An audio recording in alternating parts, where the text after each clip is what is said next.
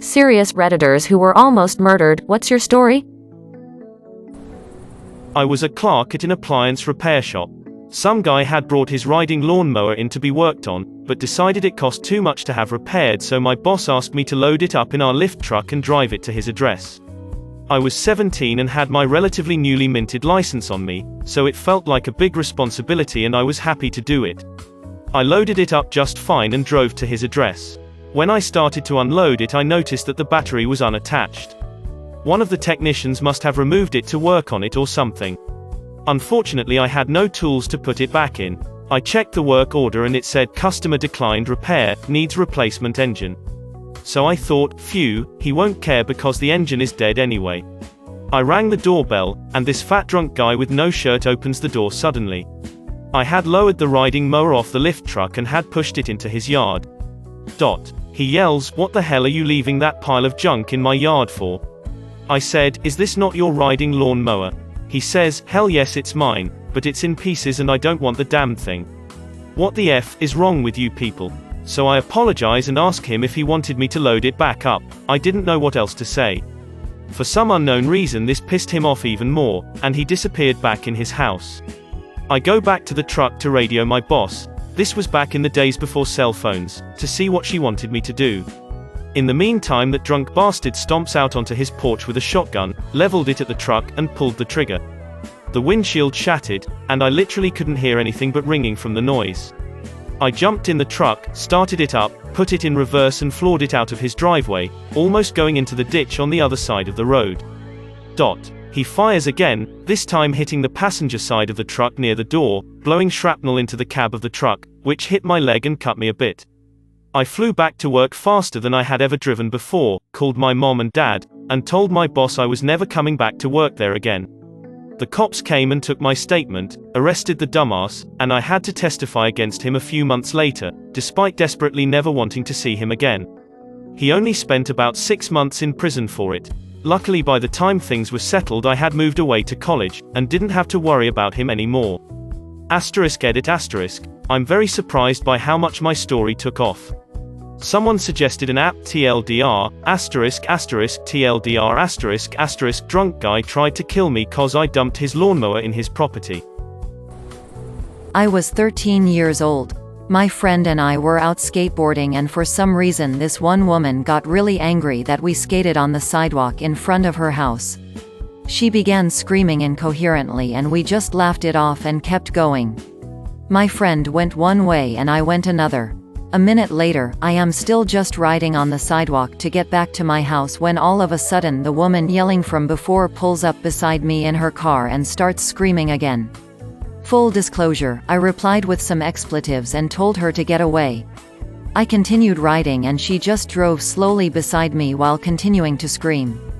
The woman eventually drove off, but then she did a U-turn and came back towards me. I expected her to just pass by and go home, but then I noticed she was actually driving directly at me. I froze and just watched her car come at me. Eventually my brain decided I had to move. It was literally like a movie and I dove away just as the car drove over where I was standing. I don't know her exact speed, but if I had to guess it was 30 to 40 miles per hour. She just continued driving and I sprinted home. She was later arrested and plead guilty to assault with a deadly weapon with intent to kill. Coworker of mine told me of a previous job years ago where he was one of a handful of software developers. He reviewed a ton of historical data they had on their returns from shared leases on public payphones. You'd pay for a share of a phone they'd install and service and would share in its revenue. He found massive anomalies in the data. Things were not adding up in a big way.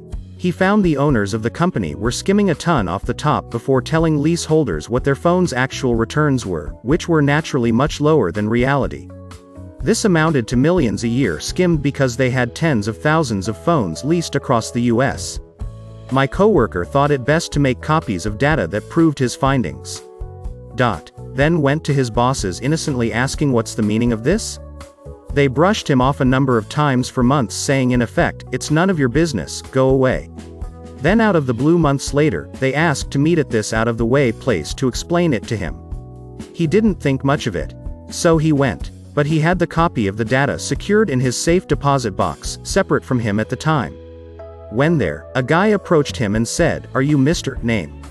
He said, "Yes." The man identified himself as an FBI agent, legit, flashed creds, and told him he has to come away with him right now. His life is in immediate danger. There is a contract out in his life, and if you stay here, the man you are supposed to meet with is not anyone on your company's management team. They are sending an assassin paid to kill you. We have another FBI agent picking up your wife now too. So he went with him. The agent pretended to be him and went on with the meeting. His team took down the assassin and the assassin spilled the beans on his bosses. The big boss fled the US back to his Eastern European country of origin and disappeared. The others were all arrested. My friend turned all data over to the FBI and spent a ton of time taking them through the scam. The FBI was already surveilling these people and happened to catch a phone call where they had communicated details of the murder for hire scheme and acted to get my friend and his wife, no kids at the time, out of danger fast. My friend stayed in touch with the FBI for the next 1 to 2 years it took to get his life back to normal and not having to look over his shoulder all the time. Was out one night with friends. An acquaintance was being super creepy, following me around all night, and generally giving me bad vibes. I had one friend offer to distract him while another walked me out to my car. Totally took them up on that. The next day I heard he ended up killing the guy that distracted him. I'm never living that one down. I feel like if I had not agreed to let him distract the guy, things would have gone very differently. For better, or worse, I do not know, but my friend might be alive still. Nobody blames me for it. Dude was crazy. It's just that, what if I did something differently, thing that runs through my mind. Survivor's guilt maybe. Edit, thank you for the kind words and awards. Since some of you asked. There wasn't much more weird than usual on his behavior that night other than his leering and following around, being focused on me specifically rather than multiple people or nobody in particular like he normally did. I was trying to ignore the weird feeling in my gut because everything seemed normal. Honestly, I didn't notice his antics were directed at me specifically until a few people said something to me and I paid attention.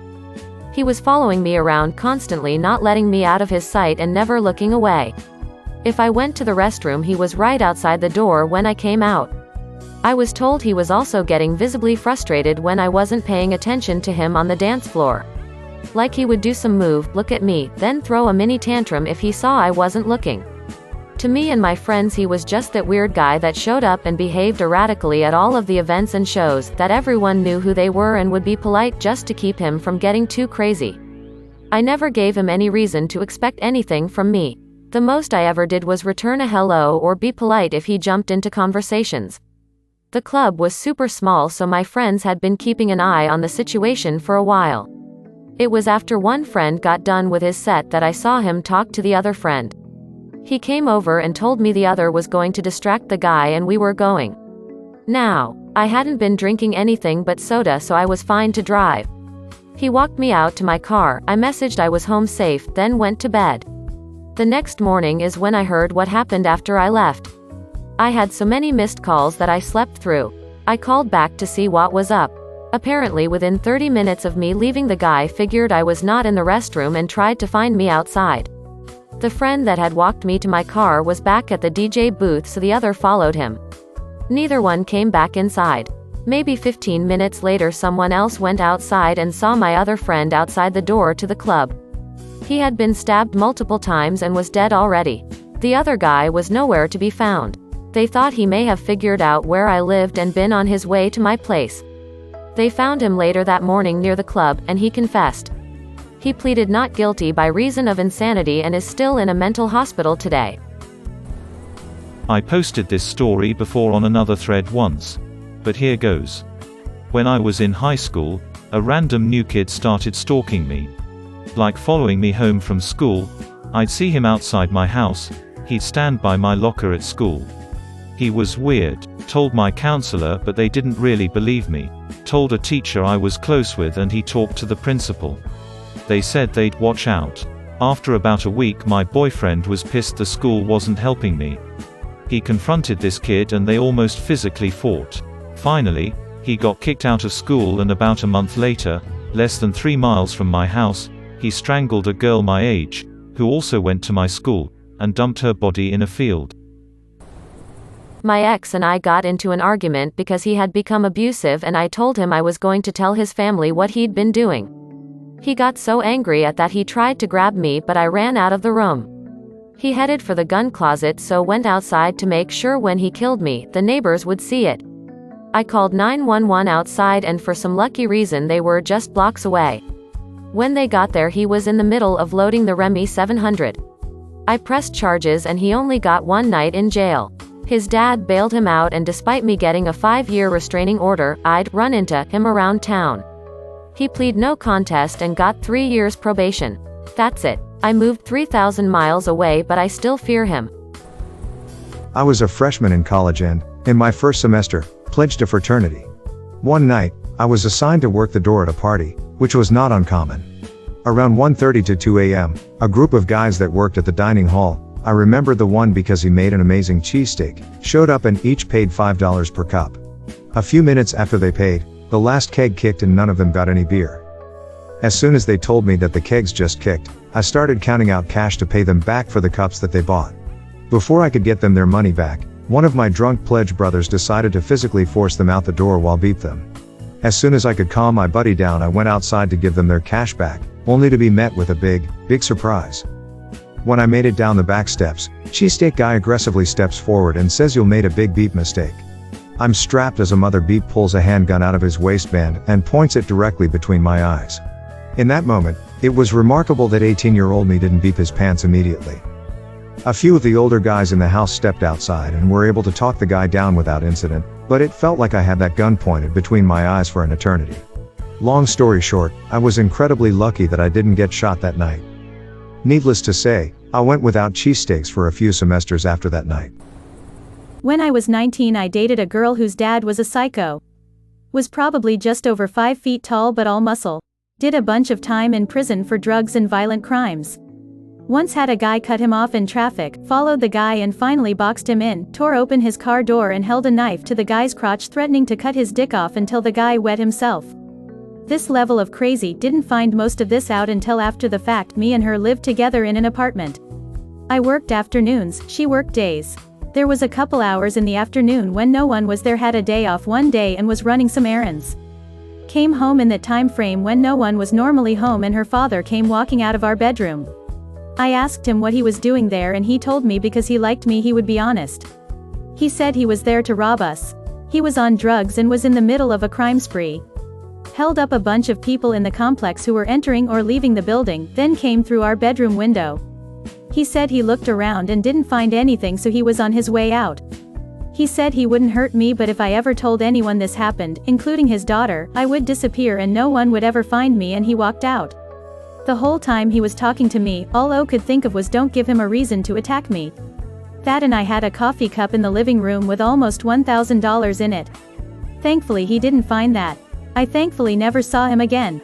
My relationship was on the rocks and this gave me the needed push to get out of there. I never told anyone what happened until after he died. Edit, just thought of another situation where he could have killed me and also demonstrates how crazy he was.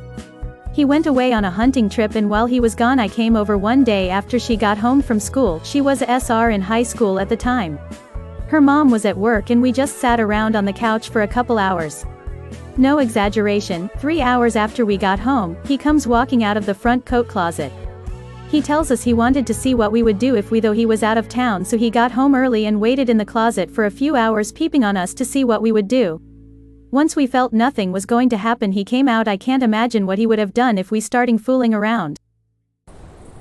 I was a kid on a trip with my family and the hired driver had a mental breakdown and tried driving us off a bridge. May your day be filled with joy and happiness. And please remember to like, share, and subscribe for more quality content every day.